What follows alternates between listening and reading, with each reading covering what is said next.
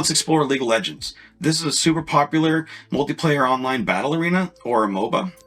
Now, the idea here is that players control mostly against each other, but you can play against bots, different champions that they release constantly. These champions have different abilities, and when they're fighting against each other, and it's pretty cool how many abilities they have, because they start out with just a very simple set of abilities, but there's so many characters and there's so many different ways you can play each of these characters, because there's gear. And so gear you buy, which lets you set your character apart. You can make a character more tanky or more damage, etc. And these games are typically going to be 5 versus 5, and this is a very competitive game. So you can play, like I said, as simple as playing against 5 AI on beginner all the way up to intermediate.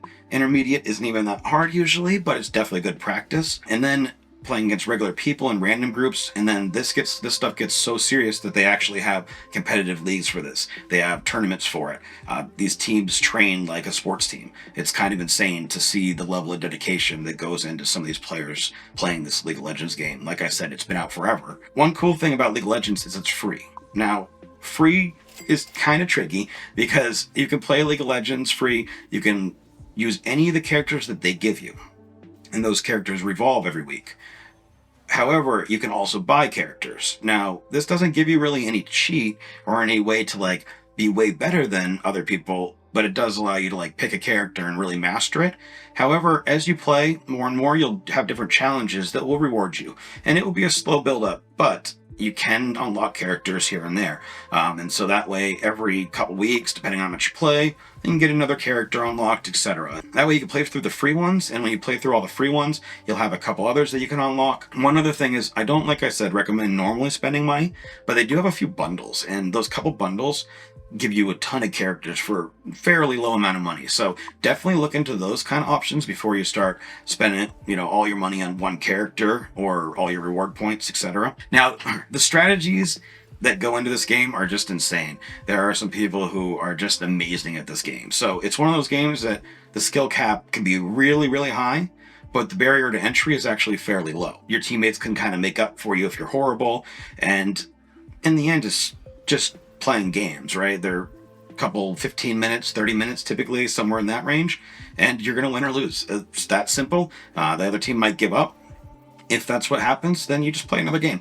All right, now this is the hard part of League of Legends. It is a free game, and you can report cyberbullying, and they do stuff about it, don't get me wrong. However, I think the most toxic part of the entire game is the all chat. You can turn off all chat completely, and that will help a lot. However, then you might lose strategies that your teammates are saying. So this is one of those games that you kind of have to make a decision. You're either going to kind of play it casually or start playing it competitively. If you are going to play it competitively, then you need to kind of leave all chat on, or even better, you get on voice communication with your team, right? But for casual stuff, I would say most of your kids, you can just leave all chat off. They might be getting yelled at, but they won't know. So it won't even be like a factor to them because cyberbullying just won't exist.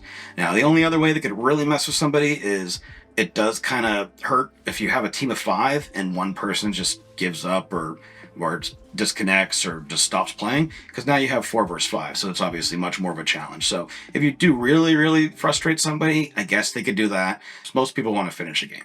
Or most people want to finish a game and they think they're going to be able to win, rather. All right, now back to how to make this game safer. Just like a lot of these games, we're going to log into your child's account, okay, because there's going to be a unique login for it.